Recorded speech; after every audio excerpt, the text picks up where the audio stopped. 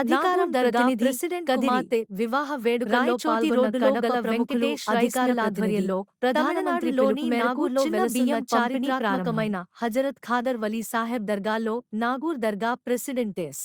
సయ్యద్ మొహమ్మద్ ఖలీఫా సాహెబ్ ఖాద్రి కుమార్తె పెళ్లి వివాహ వేడుకలలో కడప నగర ప్రముఖులు పాల్గొని పెళ్లి కుమారుడు ఎస్.ఏ. హబీబ్ హసన్ సాహెబ్ మరియు దర్గా ప్రెసిడెంట్ సయ్యద్ మొహమ్మద్ ఖలీఫా సాహెబ్ను ఘనంగా సన్మానించి శుభాకాంక్షలు తెలిపారు. తొలుత దర్గాలో కడప నగర ప్రముఖులు ప్రత్యేక ప్రార్థనలు నిర్వహించారు. ఈ సందర్భంగా కడప ప్రముఖులు మాట్లాడుతూ దర్గాలో ప్రార్థనలు నిర్వహించినందుకు మనసుకు ప్రశాంతత లభించిందన్నారు.